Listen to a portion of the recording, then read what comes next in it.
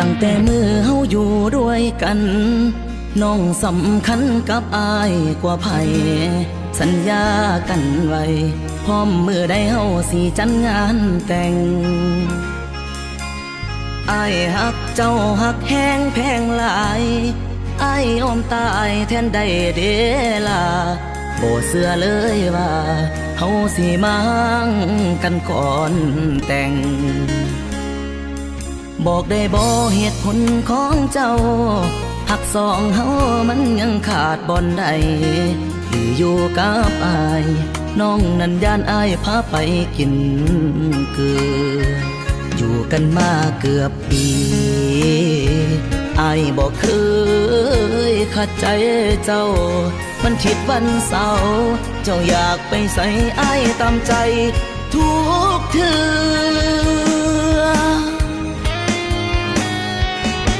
บ่ดีบ่อนใด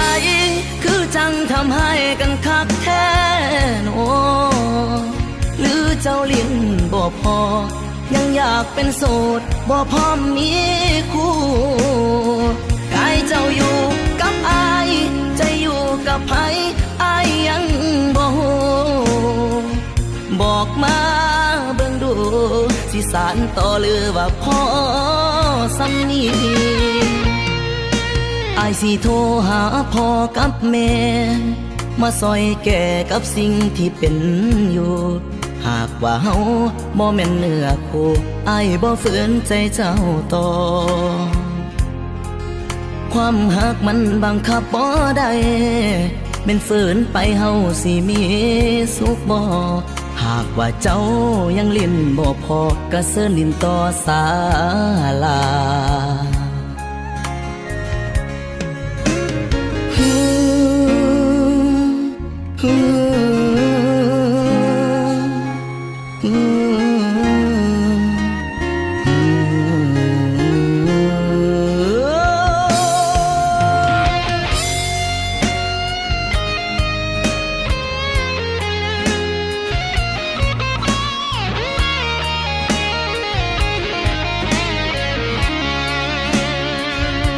กันมาเกือบปี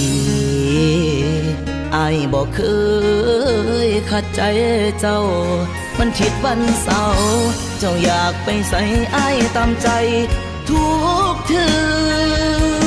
ออายบ่ดีบ่อนใดคือจังทำให้กันคักแท้โน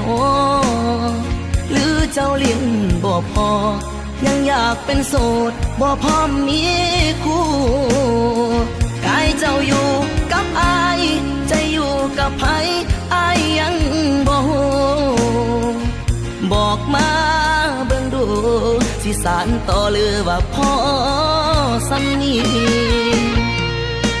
อายสิโทรหาพ่อกับแม่มาซอยแก่กับสิ่งที่เป็นอยู่หากว่าเฮาบ่แม่นเนื้อคู่อายบ่ฝืนใจเจ้าต่อความหักมันบังคับบ่ได้เป็นฝืนไปเฮาสิมีสุขบ่หากว่าเจ้ายังลิ้นบ่พอก็เสิร์นลิ้นต่อศาลาพร้อมยกเลิกสัญญาพร้อมยกเลิกงานแต่ง